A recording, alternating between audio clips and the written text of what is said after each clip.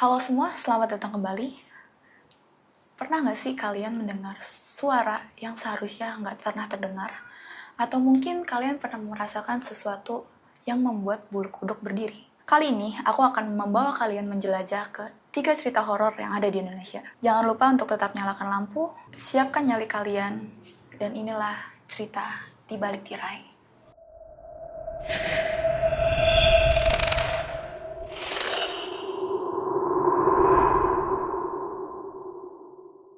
Kisah pertama, rumah kentang di Bandung.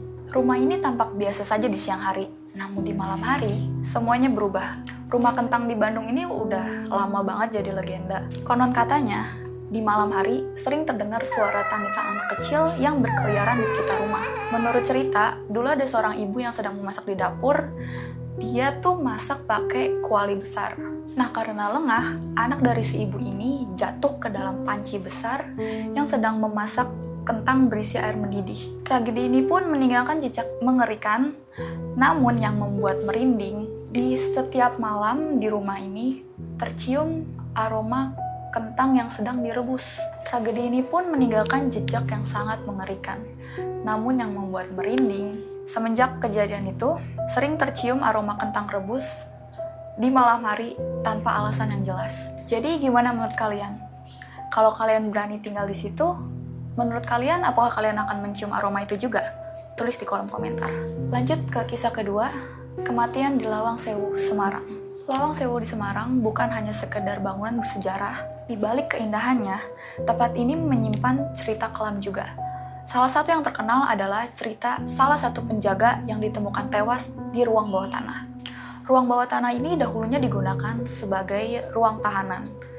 Konon katanya banyak tahanan yang meregang nyawa di sana. Hingga saat ini banyak saksi yang mendengar sampai saat ini masih ada suara jeritan para tahanan di bawah sana. Bahkan ada yang pernah melihat sosok bayangan tanpa kaki berkeliaran di Lawang Sewu. Kalau kalian punya kesempatan untuk menjelajah Lawang Sewu di malam hari, apakah kalian berani buat coba? Atau kalian cuma berani lihat dari jauh? Kasih tahu aku di kolom komentar. Cerita terakhir, kutukan di Danau Toba. Danau Toba adalah keajaiban alam yang menyimpan keindahan, tapi juga menyimpan kisah kelam di baliknya.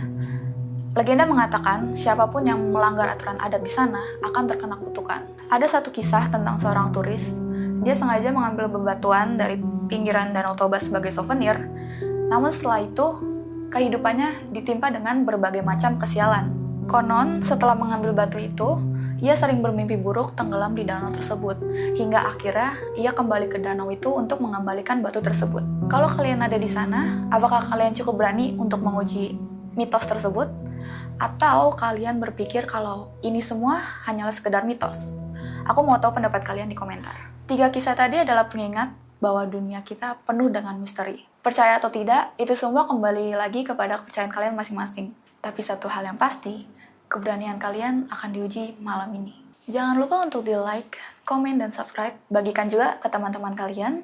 Sampai jumpa di cerita horor berikutnya. Dan ingat, kalian gak pernah benar-benar sendirian.